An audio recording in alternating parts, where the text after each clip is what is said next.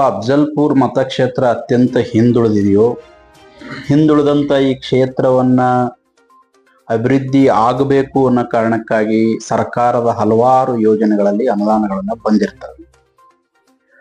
ಆ ಅನುದಾನಗಳನ್ನ ಸದುಪಯೋಗ ಆಗದೆ ದುರುಪಯೋಗ ಆದ್ರೆ ಮತ್ತೆ ನಾವು ಹಿಂದುಳಿಯುವಂತ ಪರಿಸ್ಥಿತಿಯನ್ನ ಮುಂದುವರ್ಕೊಂಡು ಬರ್ತಾ ಇದೆ. ಇವತ್ತು ನೋಡಿ, ಅಫ್ಜಲ್ಪುರದಲ್ಲಿ ಏನು ಗಣನೀಯ ಪ್ರಮಾಣದಲ್ಲಿ ಏನೇನು ಅಭಿವೃದ್ಧಿ ಕೆಲಸಗಳನ್ನ ಆಗಬೇಕಾಗಿತ್ತು ಅವೆಲ್ಲವನ್ನ ಕುಂಠಿತ ಆಗಿವೆ. ಪ್ರಮುಖವಾಗಿ KKRDB ಯೋಜನೆ ಅಡಿಯಲ್ಲಿ ಏನು ಅನುದಾನವನ್ನ ಬಂದಿತ್ತು 2023, 24, 25ನೇ ಸಾಲಿನ 2 ವರ್ಷದಲ್ಲಿ ಒಟ್ಟು ಕಾಮಗಾರಿಗಳು 217 ಕಾಮಗಾರಿಗಳು 132 ಕೋಟಿ ರೂಪಾಯಿ ಅನುದಾನವನ್ನ ಎಲ್ಲಿ ಕೊಡ್ತಾರೆ? ಯಾವ ನಾನ್ ಟೆಂಡರಿಂಗ್ ಏಜೆನ್ಸಿ ಅಂದ್ರೆ ಒಂದು KRIDL, ಇನ್ನೊಂದು ಕಡೆಗೆ ಹೆಬಿಟೇಟ್ ಅಂತೇಳಿ ಒಂದು ಸೆಂಟರ್, ಎರಡಕ್ಕೂ ಕೊಡ್ತಾರೆ. ಇಲ್ಲಿ ಏನಂದ್ರೆ ಯಾವುದೇ ಕಾರಣಕ್ಕೆ ಟೆಂಡರ್ ಆಗಲ್ಲ, ಇಲ್ಲಿ ಕಾಂಟ್ರಾಕ್ಟರ್ಗಳು ಇರಲ್ಲ. ಇವ್ರಿಗೆ ಕೊಟ್ರೆ ಅವ್ರ ಮನಸ್ಸಿಗೆ ಬಂದ ಹಾಗೆ ಕಾಮಗಾರಿ ಮಾಡ್ಬೋದು, ಅವ್ರ ಮನಸ್ಸಿಗೆ ಬಂದ ಹಾಗೆ ಏನ್ ಬೇಕಾದ್ರೂ ಮಾಡೋದು ನಡೀತದೆ. ಇಲ್ಲಿ ಯಾರು ಕಾಂಟ್ರಾಕ್ಟರ್ ಇರಲ್ಲ, ಏನು ಇರಲ್ಲ, ನಮ್ಮದೇ ಒಂದು ನಡೀತದ ಅಂತ ಹೇಳಿ ಶಾಸಕರು ಮತ್ತು ವಿಶೇಷವಾಗಿ ಶಾಸಕರ ಸುಪುತ್ರರು ಇಬ್ರು ಸೇರ್ಕೊಂಡು ಇದನ್ನ KRIDL ಮತ್ತು ಹೆಬಿಟೇಟ್ಗೆ 132 ಕೋಟಿ ರೂಪಾಯಿ 2 ವರ್ಷದಲ್ಲಿ ಕೊಟ್ಟಿದ್ದಾರೆ. ಇದರಲ್ಲಿ ಹೆಂಗ್ ಭ್ರಷ್ಟಾಚಾರವನ್ನ ಮಾಡ್ತಾ ಇದ್ದಾರೆ? KRIDL ಏನಿದೆಯಲ್ಲ, ಮುಂಚೆ ಅದು ಲ್ಯಾಂಡ್ ಆರ್ಮಿ ಆಗಿತ್ತು. 2023-24ನೇ ಸಾಲಿನಾಗೆ ಒಟ್ಟು 128 ಕಾಮಗಾರಿಗಳು 38 ಕೋಟಿ ರೂಪಾಯಿ ಅನುದಾನವನ್ನು KKRDB ಕೊಡ್ತಾರೆ. ಮತ್ತು KKRDB ಬಜೆಟ್ ನಲ್ಲಿ 11 ಕಾಮಗಾರಿಗಳು ಹೆಬಿಟೇಟ್ಗೆ 13 ಕೋಟಿ ರೂಪಾಯಿ ಕೊಡ್ತಾರೆ.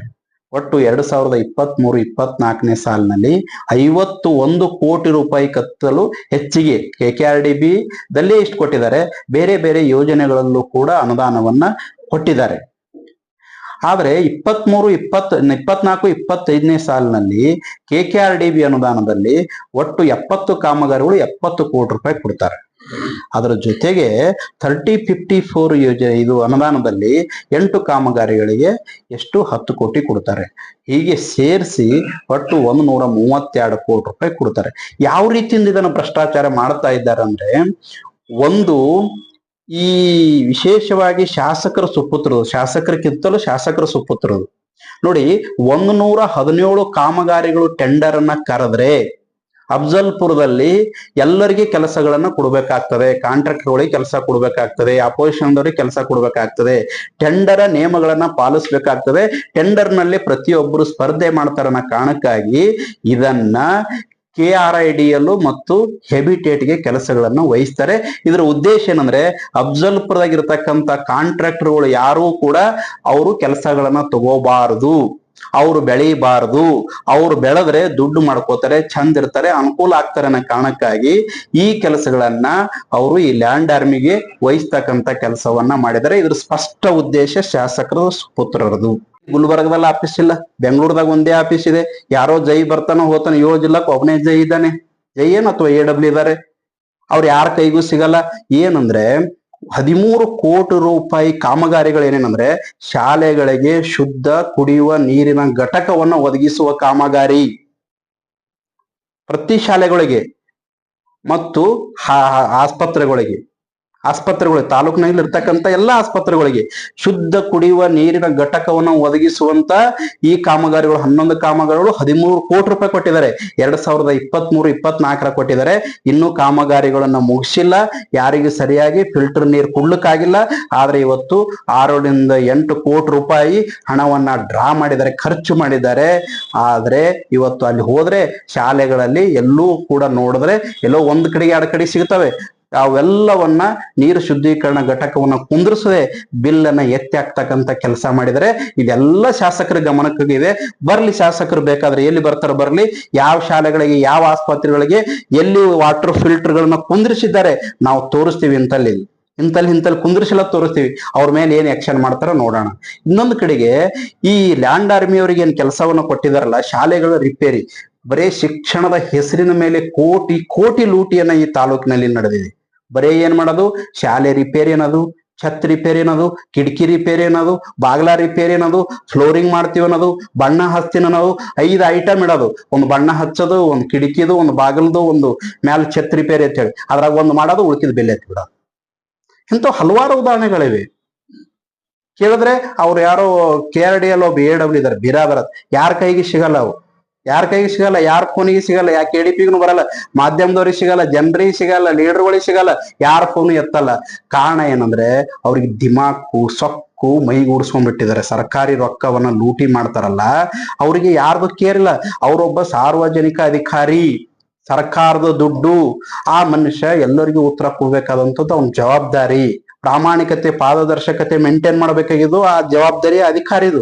ಆದ್ರೆ ಶಾಸಕ ಸುಪುತ್ರರು ಏನ್ ಹೇಳಿದಾರೆ ಗೊತ್ತಾ, ನೀ ಯಾರಿಗೇನು ತಿಳ್ಕೊಬೇಡಿ, ತಾಲೂಕ್ನಾಗ ಯಾರು ಏನು ಮಾಡಲ್ಲ, ನಾನ್ ನಿಮ್ ಜೊತೆ ಇರ್ತೀವಿ, ನಿಮ್ ಮನ್ಸಿಗೆ ಬಂದಂಗ ಬಿಂದಾಸ್ ಮಾಡಿ, ನಾನು ಹೇಳ್ದಕ್ ಮಾಡಿ ಅನ್ನಂತ ಮಟ್ಟಕ್ಕೆ ಇವತ್ತು ಬಂದಿದ್ದಾರೆ. ಇದನ್ನ ಇಷ್ಟಕ್ಕೆ ಬಿಡಲ್ಲ, ಮುಂದಿನ ದಿನಮಾನದಲ್ಲಿ ದೊಡ್ಡ ಮಟ್ಟಕ್ಕೆ ಹೋರಾಟವನ್ನ ರೂಪಿಸಂತದ್ದಾಗ್ತದೆ. ಕಾನೂನಾತ್ಮಕನು ಏನ್ ಹೋರಾಟ ಮಾಡ್ಬೇಕೋ ಆ ಹೋರಾಟ ಮಾಡ್ಲಿಕ್ಕೆ ನಾವು ಸಿದ್ಧರಿದ್ದೀವಿ.